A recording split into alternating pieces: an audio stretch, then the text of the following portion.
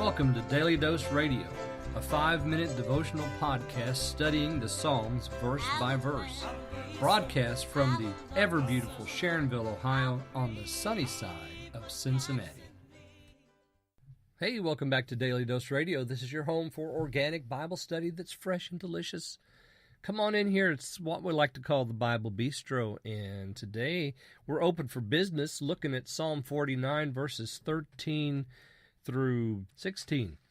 13 through 16. And we're going to look at those verses today, and, I've told you that, this is a dark saying. He's right, and we ended yesterday really kind of dark. The man being in honor abideth not, he is like the beast that perish. That's not well.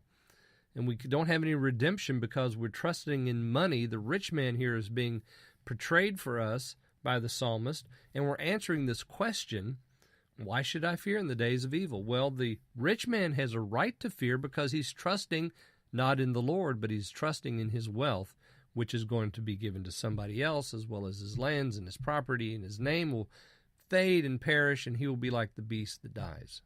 Now we come to verse 13. Their way is their folly, yet their posterity approve their sayings. Selah. Like sheep they are laid in the grave, death shall feed on them, and the upright shall have dominion over them in the morning, and their beauty shall consume in the grave from their dwelling. But God will redeem my soul from the power of the grave, for he shall receive me. Selah. Be not thou afraid when one is made rich, when the glory of his house is increased.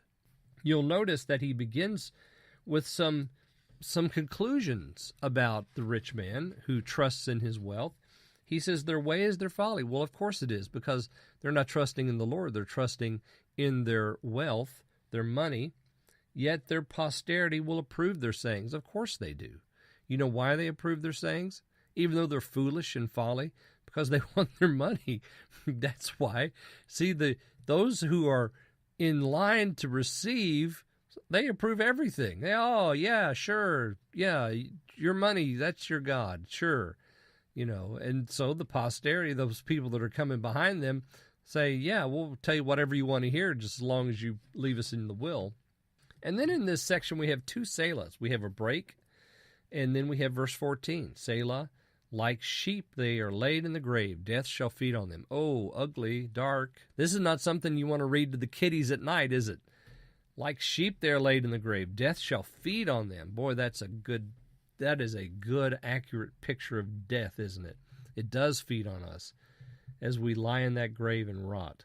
And the upright shall have dominion over them in the morning. Oh, so now there's a different group that we're going to introduce right here, the upright. And this dominion in the morning, what's that about? Well, this is at the resurrection. See, there's going to be a total resurrection. Everybody's going to be raised from the dead, some to go into judgment, some to go into glory. And those that are going into glory will have dominion over those going into judgment. And the morning that's mentioned here is that morning of resurrection day. And, of course, for those that have not trusted in the Lord but have trusted in their wealth, it says their beauty shall consume. So maybe they've even trusted in the wealth of their beauty, and that's what's gotten them by in this life. That's going to be gone too. It'll dissolve. Notice verse 15. But God will redeem my soul from the power of the grave. Wait a minute. Isn't that what we had over here in verse 7? Oh, it is, isn't it? None of them can by any means redeem his brother. So your money doesn't do it. But if you trust in the Lord, that's what does it. Redemption then comes by trust. God will redeem my soul from the power of the grave, for he shall receive me. If you're going to him and you're calling on him, guess what? He will receive you. And then there's a Selah. Be not thou afraid when one is made rich, when the glory of his house is increased. And we'll talk about that tomorrow in verses 17 through 20. So I hope you'll join me then on Daily Dose Radio. Thanks for listening to Daily Dose Radio. I'm David Smith. The music today has been performed by the Bluegrass Experiment. Thanks again for listening.